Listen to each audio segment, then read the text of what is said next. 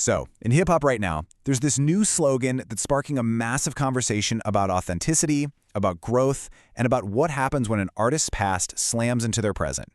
We're going to break down the huge debate around the whole "fuck the streets" movement. And let's just jump right in with a quote that cuts to the absolute heart of the backlash. This one line, it captures all the anger and the accusations of being fake that are being thrown at artists using this slogan. It really sets the stage for this massive fight over who gets to claim and who gets to walk away from the streets. All right, so to really get a handle on this whole firestorm, here's what we're going to do. We'll look at the slogan itself, then dive into the argument for it, and then unpack the intense backlash against it. After that, we got to figure out what the streets even means in the first place and what the real accusations are all about. Okay, so first up, where did this whole thing even come from? Let's get into what this phrase is really saying. So, on the surface, you look at this and the message seems pretty straightforward, even positive, right? It's being presented as this big declaration of evolution, a choice to leave behind a destructive life and focus on the future, on family, on your community. So then, what's the argument for this movement? Why are some people, artists and fans alike, really getting behind this message? Well, the people who support it, they see it as this incredibly powerful statement, especially coming from guys who have a ton of influence.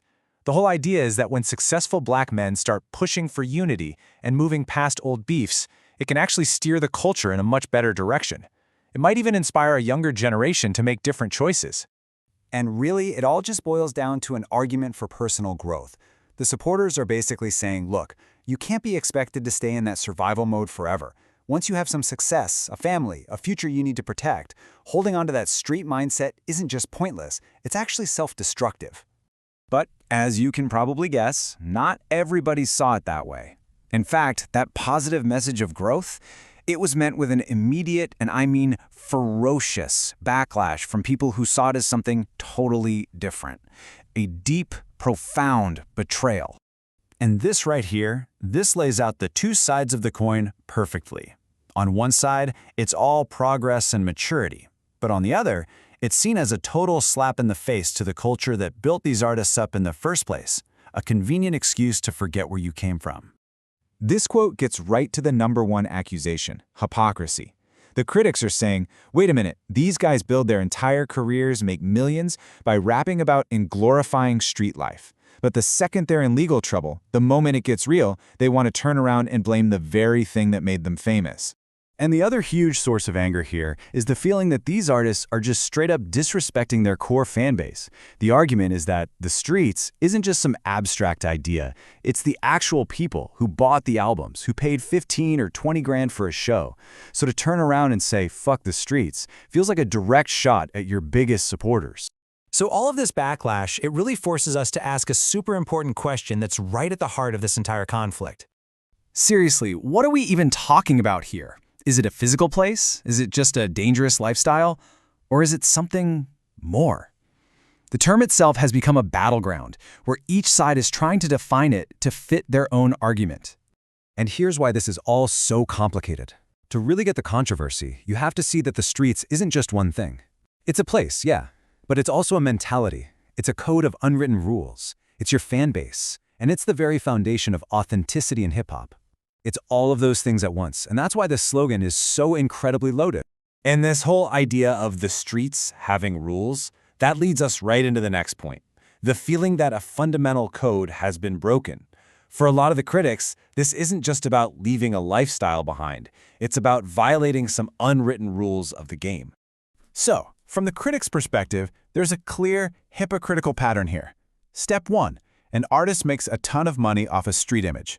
Step 2, they break the rules of that world, maybe by cooperating with police or just acting selfishly. And then Step 3, they turn around and blame the streets for the mess they made themselves. And this is so crucial to understand. The real issue here, for many, isn't that someone is growing up and changing their life. No, it's about what they see as a complete lack of accountability. The argument is that these artists didn't just leave the streets, they broke the code. And now they're trying to blame the game instead of blaming the play. Which brings us to our final point, and honestly, it's probably the most cynical take on this whole movement. This is the million-dollar question for the critics. Is the timing of all this just a coincidence? They're suggesting that this isn't some sincere evolution at all, but instead it's a calculated, strategic PR move to get public sympathy when they're facing serious legal heat. And wow, this quote, it just lays out that raw, unfiltered anger perfectly. It basically frames the slogan not as some mantra for growth, but as a panic button that only gets hit in moments of pure desperation. It's a way to deflect all responsibility when the lifestyle they sold in their music gets a little too real. So in the end, that's what this whole debate really boils down to. Is this slogan a powerful call for a better future? Or is it a hypocritical shield to escape from being held accountable? It's a question that really challenges the definition of authenticity in hip-hop, and it forces all of us to ask, what does it truly mean to represent? And then try to leave behind the very culture that creates